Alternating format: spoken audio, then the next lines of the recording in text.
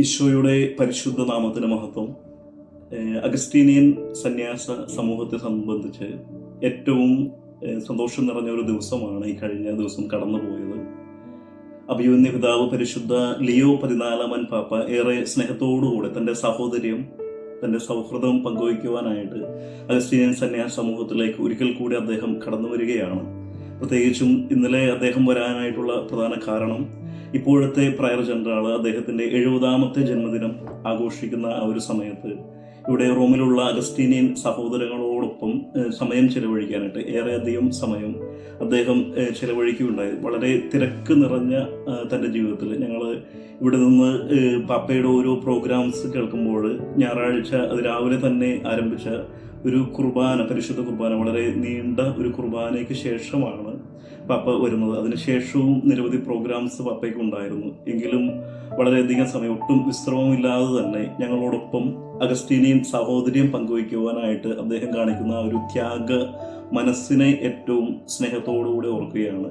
പ്രത്യേകിച്ചും ആ ഒരു സഹോദര്യം, വിശുദ്ധ അഗസ്റ്റീനോസിനെ കുറിച്ച് അദ്ദേഹം എപ്പോഴും പഠിപ്പിക്കുന്നത് പോലെ തന്നെ ഇന്നലത്തെ പ്രഭാഷണത്തിൽ പരിശുദ്ധ പിതാവ് പറഞ്ഞ ഒരു കാര്യം വളരെയധികം ഹൃദയത്തെ സ്പർശിക്കുന്ന ഒരു വാക്കായിരുന്നു. അദ്ദേഹം പറഞ്ഞത് ഇങ്ങനെയാണ്: വിശുദ്ധ അഗസ്റ്റീനോസിന്റെ സന്യാസ സമൂഹത്തിലെ സഹോദരങ്ങളായിട്ടുള്ള നമ്മൾ ഓരോരുത്തരും, പ്രത്യേകിച്ചും ഒരു പാപ്പയായിട്ട് ഞാൻ തിരഞ്ഞെടുക്കപ്പെട്ടിട്ടുണ്ടെങ്കിൽ പോലും വിശുദ്ധന്റെ ആ ഒരു ആത്മീയതയിൽ നമുക്ക് ഒരുമിച്ച് മുന്നേറാം.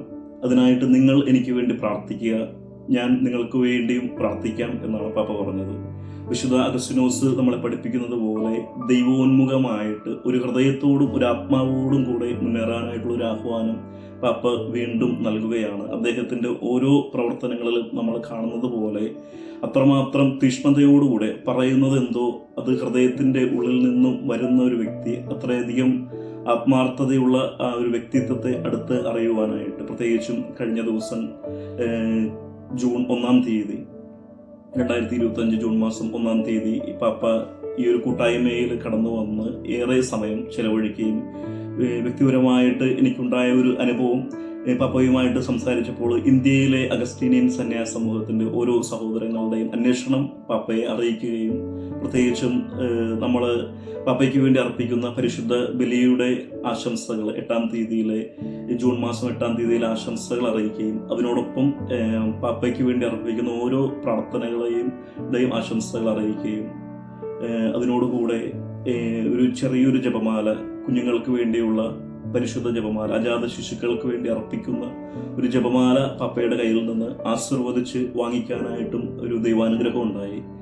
വളരെയധികം സ്നേഹത്തോടുകൂടെ ഞങ്ങൾ ഓരോരുത്തരോടൊപ്പം പാപ്പ സമയം ചെലവഴിക്കുകയും ഒരു സഹോദരനെ പോലെ, ഒരു ജ്യേഷ്ഠ സഹോദരനെ പോലെ പാപ്പ നിലകൊള്ളുകയും ചെയ്തതിനെ പ്രതി ദൈവത്തിന് നന്ദി പറയുകയാണ്.